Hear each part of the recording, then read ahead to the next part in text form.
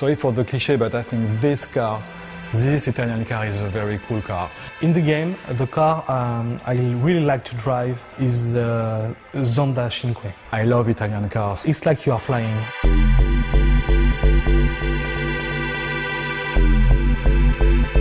One of the decisions we had to take when we started Test Drive Unlimited 2, it was do we keep the old racing engine or do we develop a new one?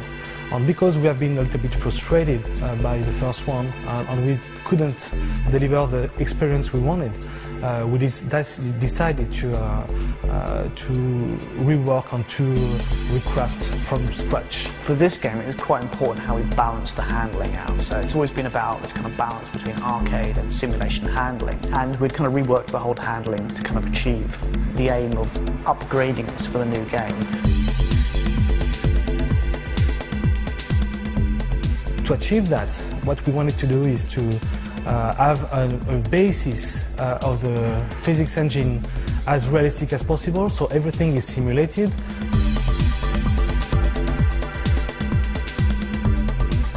With this new handling, you can drive classical car, you can drive small power cars and very high-end cars like those ones.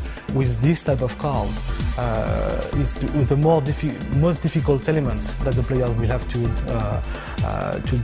deal with is to judge how much power do I transfer to the car. And this is something we add assistances for the player to be more comfortable with. Of course, when it's raining in TDU2, the roads get wet and the handling taking account this parameter. It changes the way the grip and the tires are in contact with the road. We had to simulate that as close to the reality as possible. So it's take very large variety of different cars, different handling, different kind of surface that you go on, and weathers. What we have now, it's 90 plus cars. So the beta side of things was an interesting one. I mean, we went into that with, you know, a couple of kind of things we chiefly wanted to achieve.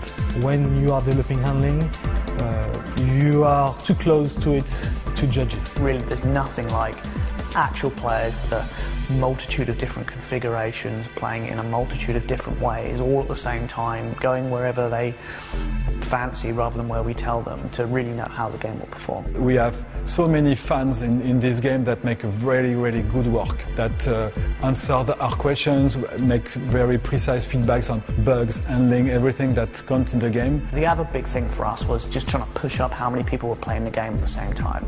Look what happened in the real world, because there's only so many people you can get internally playing it, even with a nice large test group. It's nothing compared to a real world play environment, so it helped us kind of emulate that. And the good things about Test Drive is that it's a game that we will stay with the community together and continue developing. You know, we've put our heart and souls into this game for the last few years, and we've been working with many of the fans out there to try and get it exactly right and on the nail, and we're all very excited that it's going to be coming out soon. What we are sure is every player will find his car.